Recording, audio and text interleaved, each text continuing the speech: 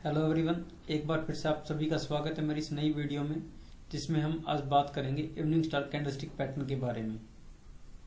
Evening star ये एक up trend में बनने वाला पैटर्न है जो पूरे अप ट्रेंड को डाउन ट्रेंड में कन्वर्ट कर देता है। चलो जानते हैं इसके फॉर्मेशन, साइकोलॉजी और इसमें ट्रेड कैसे लेते हैं उसके बारे में। जैसा कि आप ये दो कैंडलस्टिक देख रहे होंगे, ये इवनिंग स्टार पैटर्न है। सबसे पहले एक ग्रीन कैंडल बनती है इस तरीके से बड़ी, देन नेक्स्ट डे एक गैप अप के साथ एक कैंडल बनेगी बिल्कुल छोटी सी। ये एक डोजी कैंडलस्टिक भी हो सकती है, डोजी जैसे कि ये वाली, इसको डोजी बोलते हैं, ठीक है। उसके बाद नेक्स्ट डे, उसके अगले दिन गैप डाउन होगा और उसके बाद से ही लगातार मार्केट नीचे की तरफ गिरता चला जाएगा। इस वाले फॉर्मेशन को बोलते हैं इवनिंग स्टार। ये पैटर्न हमेशा एक अप ट्रेंड में ही बनता है और अप ट्रेंड में बनने के बाद ये पूरे मार्केट को डाउन ट्रेंड की तरफ मूव कर पाता है। ये एक बियरिश रिवर्सल पैटर्न है। जब ये मार्केट में फॉर्म होता है तो इसका मतलब ये है कि मार्केट यहाँ से अब गिरना स्टार्ट करेगा। मार्केट जब टॉप पर है, अप ट्रेंड में है, तब ये इस तरह से यहाँ पे कहीं बनेगा और उसके बाद से लगातार मार्केट नीचे गिरेगा। गिरने का रीजन क्या होता है? गिरने का रीजन ये होता है कि जो बुल्स हैं, जो मार्केट को इतने दिनों से ऊपर की तरफ लेके जा रहे थे, उन्होंने अपना जो कंट्रोल है वो प्राइस के ऊपर वो कम कर दिया है, वो खो दिया है। और ये इंडिकेट करता है कि अब जो प्राइस है वो रिवर्सल देगा और मार्केट अपना ट्रेंड चेंज करके टोटली डाउन ट्रेंड में कन्वर्ट हो जाएगा। बात करते हैं इसके फॉर्मेशन की।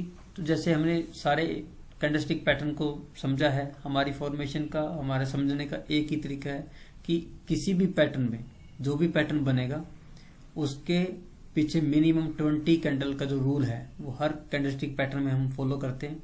और इसके साथ साथ जो 20 कैंडल्स के जो हाई है वो ब्रेकेबल होने चाहिए। वो पहले किसी भी कैंडल से इसका हाई जो है वो कभी ब्रेक ना हो रखा हो। बात अगर इसकी फॉर्मेशन की करें तो जो कैंडलस्टिक बनेंगी, जो रेंज है, वो शेडो पार्ट जो है वो 70 to 80% है और बॉडी पार्ट जो है 20 to 30% होता है। मतलब एक बहुत ही छोटी कैंडलस्टिक बनती है इस तरीके की, बॉडी जो है बहुत छोटी होती है इसके अंदर, और कई कई बार तो बिल्कुल डोजी बनती है। उसको डोजी इवनिंग स्टार बोलते हैं। काम वो बिल्कुल सेम करती है, हूबहू सेम पैटर्न होता है और सारे उसमें भी जो रूल्स हैं वो डिट्टो इवनिंग स्टार के ही फॉलो किए जाएंगे। इसमें फॉर्मेशन में जब हम ट्रेड लेने की बात करते हैं तो ट्रेड हम तब लेंगे जब जो इसकी नेक्स्ट कैंडल है ना वो हमेशा एक बेरिश कैंडल होनी चाहिए। जैसे ही आपका ये बना, यहाँ पे बनने के बाद एक गैप अप होगा, गैप अप के बाद गैप डाउन, जो ये वाली कैंडल है वो हमेशा गैप डाउन पे बननी चाहिए और एक बेरिश कैंडल होनी चाहिए, रेड कैंडल होनी चाहिए। जैसे ही वो रेड कैंडल बनेगी उसके लो के ब्रेक होते ही हम यहाँ पे एंट्री लेंगे और हम एंट्री जो लेने के बाद से ही मार्केट लगातार नीचे की तरफ गिरता चला जाएगा। आइए समझ लेते हैं इसको चार्ट पे कैसे प्लॉट किया जाता है और फिर इसमें ट्रेड कैसे लेते हैं। आप ये देखेंगे कि देखिए ये पहले एक पूरा अप ट्रेंड आया, अप ट्रेंड आने के बाद ये ऊपर इसमें एक इवनिंग स्टार कैंडलस्टिक फॉर्म हुई।